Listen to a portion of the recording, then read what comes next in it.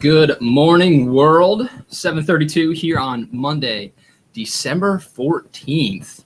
And you are hanging out on Monday morning with yours truly, Myles. Reminder, when you're done with this, if you're still not tired of my voice and my face, you can go and check out milesbiggs.com. Watch my TED Talk. Check out my book. Links to my podcast are there also. Plenty of different ways to hang out with me Monday morning or otherwise. We are live on Facebook and LinkedIn. YouTube is having issues this morning. Got a little notification yelling at me here saying that we are not live on YouTube. So you can check us out if you're on Facebook or LinkedIn. I'll have to upload it manually to YouTube when we're done. So that's cool. Today, as every Monday, we've got some good news stories, some horrible dad jokes, a weekly challenge, a weekly resource for you, and a special guest today. So let's bring him in out of the green room. See who we got. Boom. Morning, Luke. Morning, Myles. How are you? Awesome, man. Yeah, cheers. Cheers to the coffee. Actually switched coffees. I had a different cup before. This is my second cup. Ready to go. All right. Let's do it. It's my subtle Lycoming brand positioning right there. Future sponsor, right? Yeah, hopefully. So for you watching, if you don't know this guy, his name is Luke Dohrman. A very good friend of mine. We went to college together. We were groomsmen in each other's weddings. So it's been what, like, I don't know, something stupid like 10 years or something. I gotta go back and do the math. About 10 years, yeah. And this is a far cry from the last time we did an interview together. The last time, I forget how many years ago, but it was like 3 o'clock in the morning. We had been enjoying some different beverages, not coffee. We were out on a balcony, and I fell asleep multiple times while we were talking. Fun times. Mid-interview, yeah. Fun times, yeah.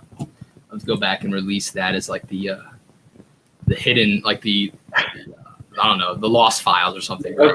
I was going to say, I don't know if that one makes the greatest hits, but it makes something, right? Oh, my God. It's funny. It was bad. So I won't fall asleep on you today. That's my promise to you. Okay, cool. Yeah, that's what the coffee's for. I won't either. Yeah. Well, let's kick it off. I start every Monday, Luke, with my dad jokes. Some people aren't as comfortable as me on live stream, so I figure if I make a total fool of myself, it'll make you feel more at home. So I got some silly jokes. What does a thesaurus eat for breakfast? What? A synonym roll. Yep, that's the cringe. I said get ready to laugh or cringe. That was a cringe and a chuckle. I got one of each there. So we got a synonym roll. Next one. What do you call a broke Santa Claus? What? Saint Nicholas. All right, that one's better. I like that one. Appealing to your finance side there. There you go. That's awesome. Hey, so good morning to everybody out there. We got JC McDonald tuning in. Good morning, JC. Hope you have an awesome week as well. This is a friendly reminder to all of you watching. I see the numbers climbing here. Tell us who you are and where you're from. If you have a question for me or for Luke, or you want to tell a horrible joke or make fun of me, whatever, it's dealer's choice. Drop it in a comment. We can pull it into the live stream there. So JC, thanks for tuning in. All right, Luke, we're going to get into the good news. I'm going to share my screen here. Your job as co-host today is to just be my color commentary. All right.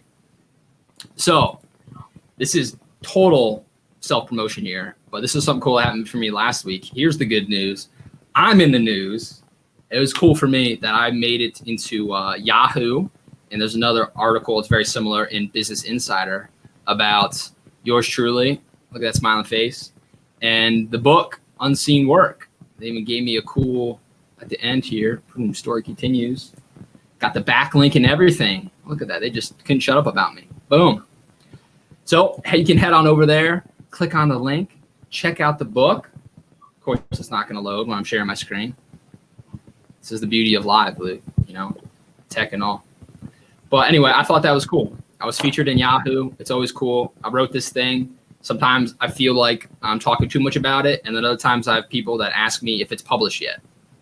Like they don't know it's published. So I just felt like I had to do my due diligence, do my own marketing, and remind people that the book's out there. And you can check it out if you Google my name and the word Yahoo. In Yahoo in the news. It's pretty cool. It's my personal good news. That's great news. How about that? Great, not good. There you go. So in other news, this one was cool, right? A gardener called this one Weeding for Gold. Somebody discovered 15th century gold coins while pulling up weeds.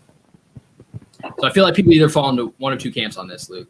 They either read this and go, BS, that was planted, or they think it's actually possible. So which would you fall in? Do you feel like 15th century gold coins are going to come up in your weeds? Absolutely. Yeah, it's funny because I cannot motivate myself to go out and like actually garden and tend to my gardens that have now been struggling for 2 years since I've owned this house, or a little over a year since I've owned this house, and now I'm going to do it. That's the motivation I needed. Right now you're going to weed. There you go. Get paid to do your chores. Yeah. That's awesome. Well, so they also say in the subhead, a Roman furniture fitting also among amateur finds reported to the portable antiquities scheme during the pandemic. So people, the gist of this story, and I'll put the links in the after you're done watching in the comments. Somebody was weeding and found coins. I mean, the headline says it all, but they were just doing normal chores. And there's a whole story here about other crazy things people have found during the pandemic. When we're doing things we don't normally do, we're spending more time working on the house. Some positivity that comes from doing the stuff you don't normally want to do, and then also during the pandemic. So this is pretty crazy. It's over in the UK where they found it. So you keep reading, find more, which makes sense, right? Roman furniture, those gold coins, they weren't really in the United States. That was over. That was over in Europe. We have a little less to pick from over here. Yeah. So here's another good one. So I've been saying in these live streams, if you guys have been watching, that my weekly challenge that I give everybody every week is to pay it forward, right? Bless somebody, be that force of positivity, like be your own news headline. So one of the examples I gave was paying for somebody's coffee in Starbucks, or, buying the car behind you. And then I saw this pop up on my news feed. Over 900 people did this in a Dairy Queen drive-through, paying it forward. This happened not in Europe. This one was in the good US of A in Minnesota, where 900 people in Brainerd, Minnesota, shout out to you all, did it 900 times. Now, I want to know who the 901 guy was that said, "No, I'm good. I'm not buying your ice cream cone." But I thought that was cool. I actually saw this one. So this one's interesting. I read this one, I guess, when it broke too. That's really cool. I think the manager of that Dairy Queen said that, this has happened before, but it usually stops at car like 15, 20, something like that. So to hit 900, it's wow. Crazy. Really? How does that ever happen to you? No, it has not. The only time that's happened to me is, you know what? No, it has not. No. Nope. Well, hopefully today, if you go out in the world, it happens to you. I've done it before, and it's pretty cool. Like, I've watched someone in the rear view get that total shock and freak out face. It's cool to do it with two other people, as well as having it done for you. Really cool.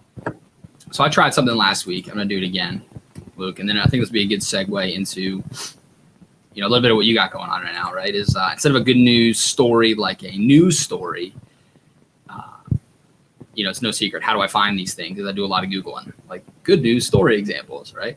Sure. When I did that the one week, and I found these really short stories that communicate, a message, and I thought this one was cool. So I did one last week. I'll do another one this week. So you get to just listen and then react. So this story goes as follows. In ancient times, a king had a boulder placed on a roadway. Then he hid himself and watched to see if anybody would remove the huge rock. Some of the king's wealthiest merchants and couriers came by and simply walked around it. Many loudly blamed the king himself for not keeping the roads clear, but no one did anything about it, and no one moved the stone out of the way. Then a peasant came along carrying a load of vegetables. Upon approaching the boulder, the peasant laid down his burden. It's old school terms for the stuff he was carrying. Sure. And tried to move the stone from the side of the road. After much pushing and straining, he finally succeeded. When he picked up his load of vegetables, he noticed a purse lying in the road where the boulder had been. It had gold coins and a note from the king indicating that the gold was for the person who removed the boulder from the roadway. And he learned what many of us never understand, that every obstacle presents an opportunity to improve our condition. So 2 gold stories this morning, weeding and moving a boulder. But I thought that was a cool reminder. As before we go out our weeks and our days, we're inevitably going to encounter some BS, some metaphorical boulder in our way. And it's easy to just go around it sometimes. But the lesson here is that when you put in the work and you move it out of the way, then there's an opportunity that's lying somewhere. What do you think of that? Absolutely. I agree 100%. I think, there's also something to be said for the lesson there of, kind of self-sacrifice for the good of not only yourself, but others as well. Right. Yeah. And I've actually heard that story before too. And I like that a lot. You better show prep with you next time, right? I got a screen, make sure it's fresh. Right. But no, I think that, to your point, that's exactly it, right? Every obstacle you're faced with, you have a choice, and that's to either take it head on or sidestep it and avoid it. And I think the ones that take it head on are presented with more opportunity. They receive more opportunity, or they don't even receive it. They I guess they sort of create it organically, right? Because it's based on your reaction. So right. Well, before we get into some of the boulders, I know you've had to move out of the way. We got some more comments here. So JC came back and said he didn't have any terrible jokes. So it's okay. You can tell us a good one if you want. If you're still watching, put a good one. I could always use some joke improvement. Good morning to Tim Sims from his chili tree house. Okay, he's not kidding, Luke. This guy he's got a tree house next to his house that he converted into his home office. So when you see him in like a video screen like we are, there's a huge, massive tree trunk like right here. That's really cool. People think it's like a fake Zoom background, but it's his actual tree house. That's awesome. Which is cool. Morning, Tim. And then again from JC, thank you. Appreciate the congrats. And here, familiar face, Luke. Hey, what's up, Danielle? How are you? Danielle saying hello. And here's another good one. Dale Wilson. We deal with the boulder situations. Hey, I like that. BS all the time. I like that. I do too. So thanks for commenting, everybody. Keep them coming. We'll come back to them. So that's a good. I know you had some BS, Luke. I'm sure you don't want to talk about all of it. What I'm coming to terms with and thinking of is your current job situation, right? Sure. Like many people, your employment got interesting during the pandemic. You had some BS into your path, but you came out on the other side. So if you don't mind, I think that's a cool story to share. Sure. Sherry's when you share a story. I just came up with that word right now. I like it.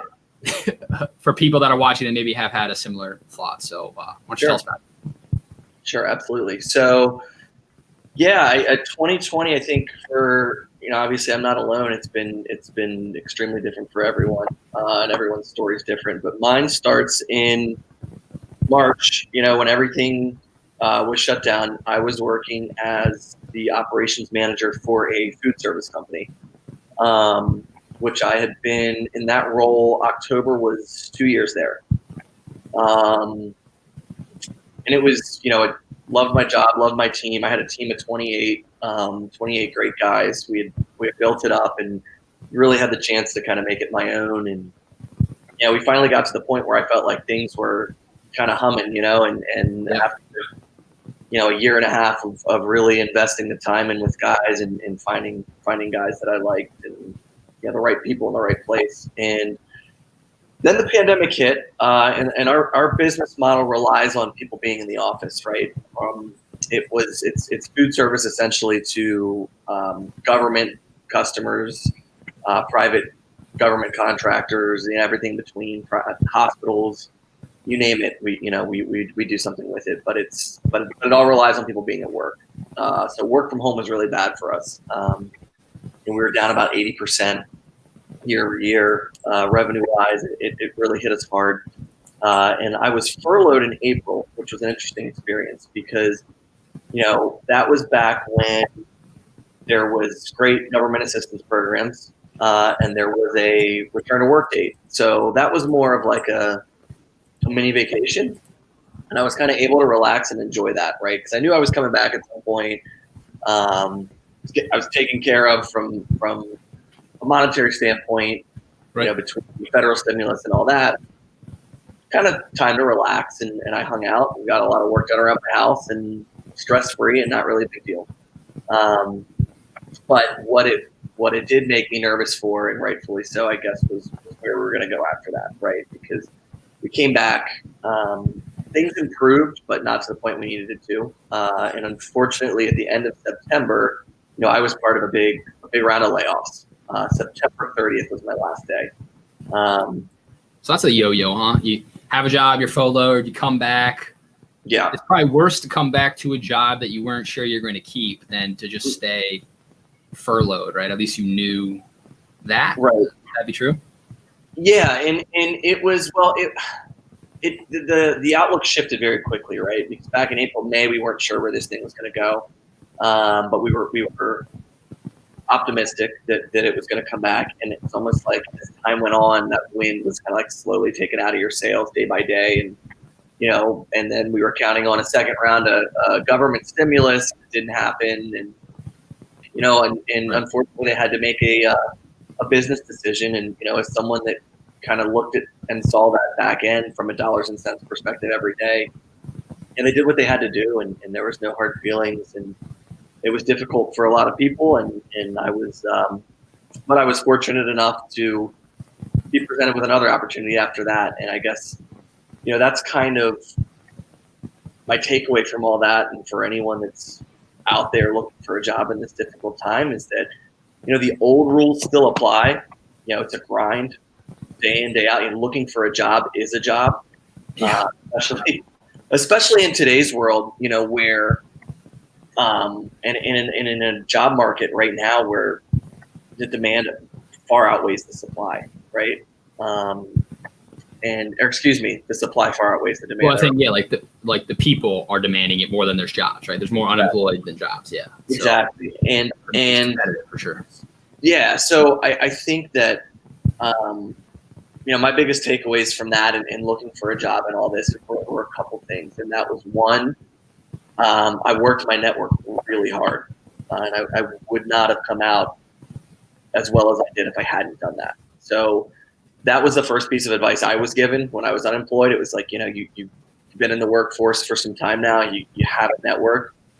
Work your network, and I think that's really, really important for anyone looking for a job, and not to discourage those that don't have a network, but more so see this as an opportunity to build that network and take that time to foster those relationships. Because and with that too, right? Like everybody has a network, whether you realize it or not. It can be family, friends. Exactly. The guy you said hi to once in the break room, right? It doesn't hurt to reach out and, like you said, build up those relationships, even if they're pretty surface level right now.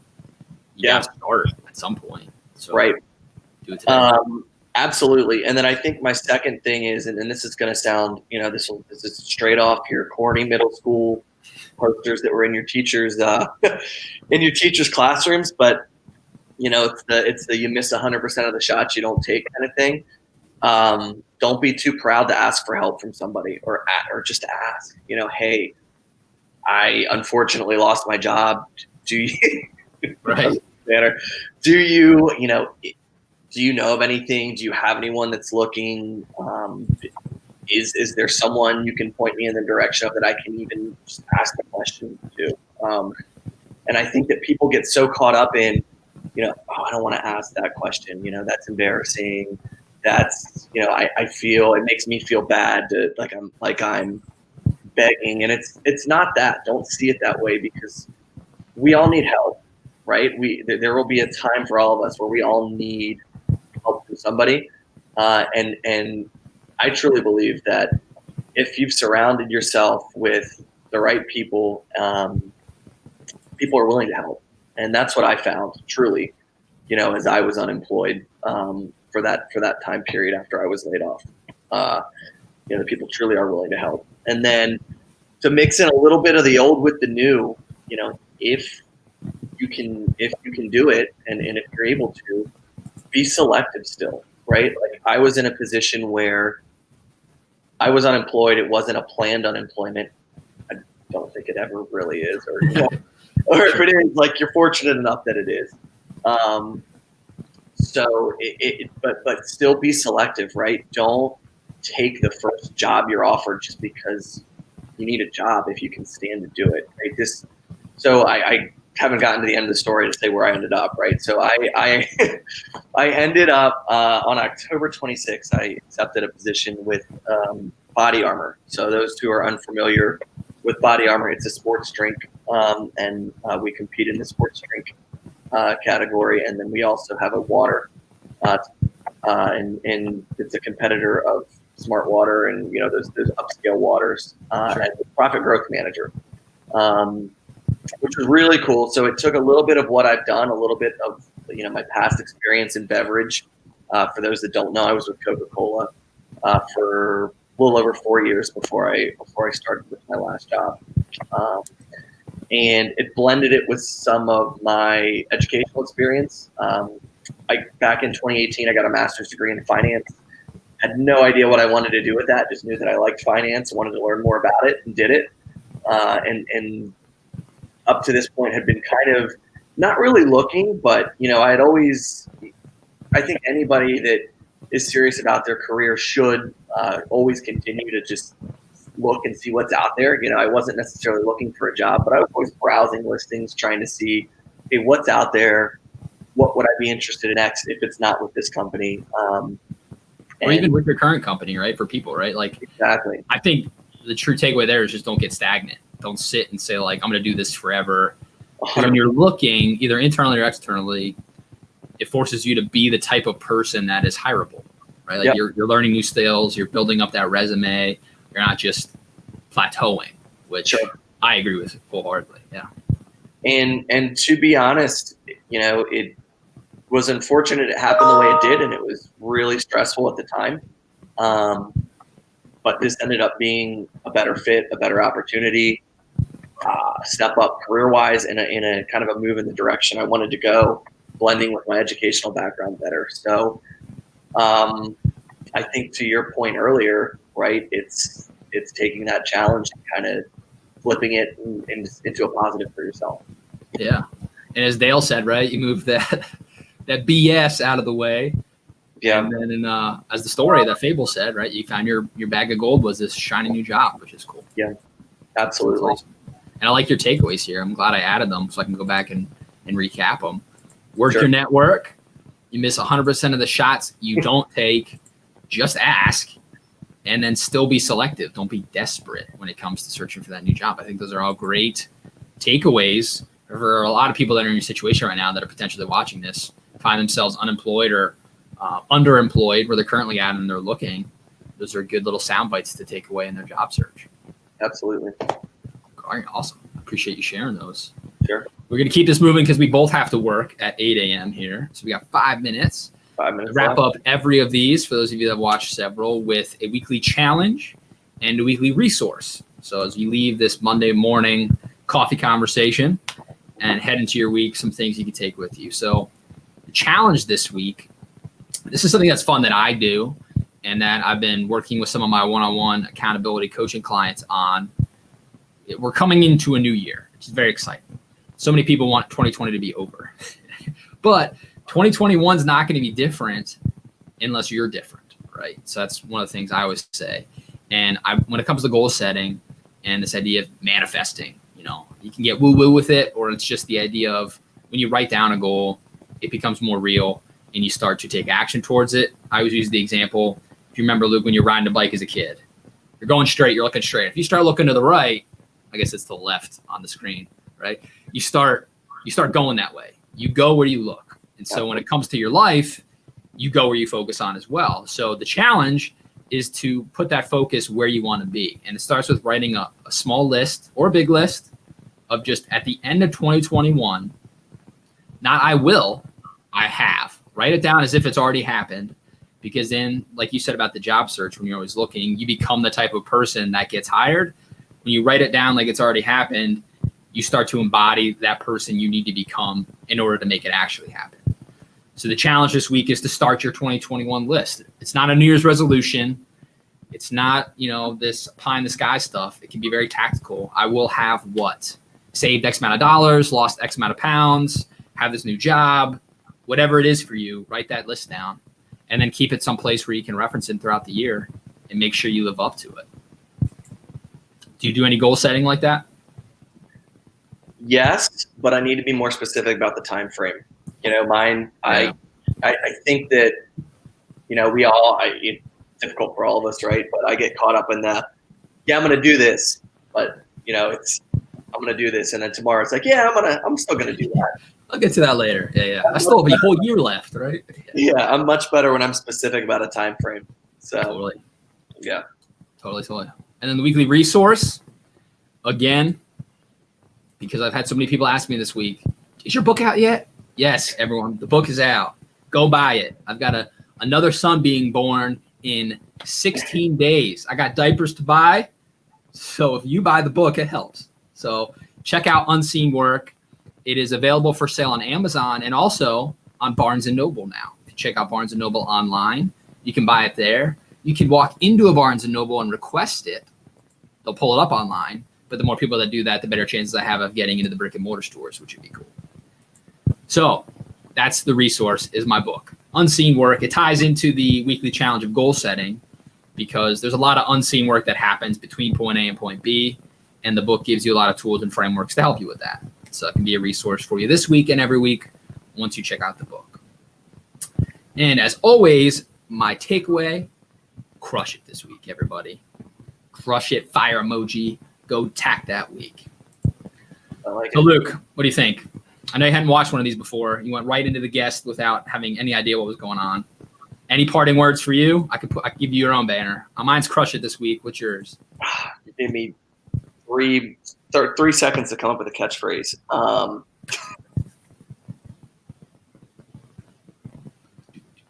singing a song in my head, a Jeopardy song. I'm not going to hum it for copyright infringement purposes. Get your Christmas shopping done. Tomorrow is the last day. There's my banner. Get your Christmas shopping done. Tomorrow is the last day. It's a fun fact. December 15th is the last day that Postal Service, FedEx, and UPS guarantees deliveries before Christmas. So if you haven't done it yet, you better do it. That's a serious call to action. That's even potentially a better weekly challenge is get your Christmas shopping done. Tomorrow's the last day. Tomorrow's it. Don't be that person that's late in the mail with your package. That's right. Love it. All right, everybody. Thanks for tuning in. For those of you that commented, thanks for doing that. Appreciate it. Hope you guys have an awesome week. And we'll see you here next Monday for the last one of these before the new year. So tune in. We'll see you then. See you guys.